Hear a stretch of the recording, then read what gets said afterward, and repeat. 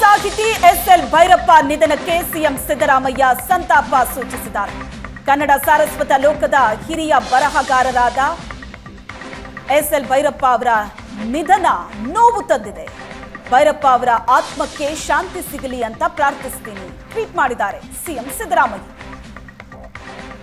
ಭೈರಪ್ಪ ಅವರ ನಿಧನದಿಂದ ಸಾಹಿತ್ಯ ಲೋಕ ಬಡವಾಗಿದೆ ಅಂತ ಸಿದ್ದರಾಮಯ್ಯನವರು ಹೇಳಿದ್ದಾರೆ. ಅಪಾರ ಓದುಗರನ್ನ ಹೊಂದಿದ್ದ ಭೈರಪ್ಪ ನಿಧನದಿಂದ ಸಾಹಿತ್ಯ ಲೋಕ ಬಡವಾಗಿದೆ. ಭೈರಪ್ಪ ಅವರ ಕುಟುಂಬ ವರ್ಗ ಮತ್ತು ಓದುಗ ಬಳಗಕ್ಕೆ ನನ್ನ ಸಂತಾಪ ಅಂತ ಟ್ವೀಟ್ ಮಾಡಿದ್ದಾರೆ ಸಿದ್ದರಾಮಯ್ಯ. ಸಿಎಂ ಸಿದ್ದರಾಮಯ್ಯನವರು ಮಾಡಿರುವಂತಹ ಟ್ವೀಟ್ ಇದು. ಕನ್ನಡ ಸಾರಸ್ವತ ಲೋಕದ ಹಿರಿಯ ಬರಹಗಾರರಾದ ಎಸ್ಎಲ್ ಭೈರಪ್ಪ ಅವರ ನಿಧನ ವಾರ್ತೆ ನೋವು ತಂದಿದೆ. ಅವರ ಆತ್ಮಕ್ಕೆ ಶಾಂತಿ ಸಿಗಲಿ ಅಂತ ಪ್ರಾರ್ಥಿಸ್ತೀನಿ. ಸಿದ್ದರಾಮಯ್ಯನವರು ಮಾಡಿದಂತ ಟ್ವೀಟ್.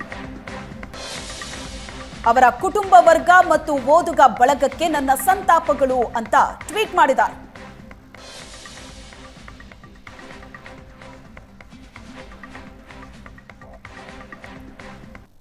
ಕೇಂದ್ರ ಸಚಿವ ಎಚ್ ಡಿ ಕುಮಾರಸ್ವಾಮಿ ಅವರು ಟ್ವೀಟ್ ಮಾಡಿದ್ದಾರೆ. ಎಸ್ಎಲ್ ಭೈರಪ್ಪ ಅವರ ನಿಧನಕ್ಕೆ ಸಂತಾಪ ಸೂಚಿಸಿದ್ದಾರೆ. ಸುದ್ದಿ ಕೇಳಿ ತೀವ್ರ ಆಘಾತವಾಯಿತು. ಎಚ್ ಡಿ ಕುಮಾರಸ್ವಾಮಿ ಅವರ ಟ್ವೀಟ್. ಎಸ್ಎಲ್ ಭೈರಪ್ಪ ಅವರ ನಿಧನ ಸುದ್ದಿ ಕೇಳಿ ತೀವ್ರ ಆಘಾತವಾಯಿತು.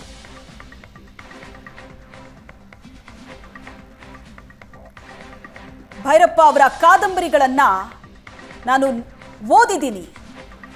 ಅವರ ಕಥನ ಶೈಲಿ, ಪಾತ್ರ ಸೃಷ್ಟಿಯ ಬಗ್ಗೆ ಬರೆದಿದ್ದಾರೆ ಕುಮಾರಸ್ವಾಮಿ. ಎಚ್ ಡಿ ದೇವೇಗೌಡರು ಸಂತಾಪ ಸೂಚಿಸಿದ್ದಾರೆ.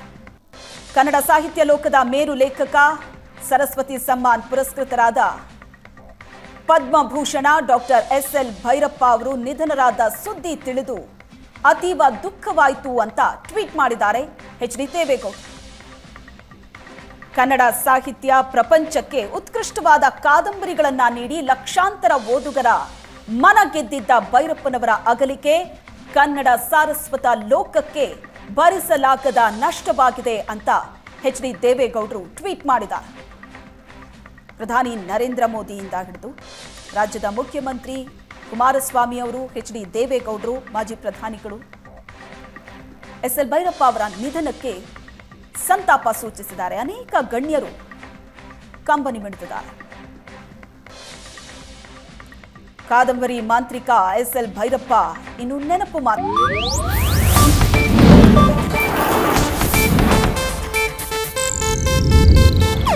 ಇದು ಏಷ್ಯಾನೆಟ್ ನ್ಯೂಸ್ ನೆಟ್ವರ್ಕ್ ಪ್ರಸ್ತುತಿ.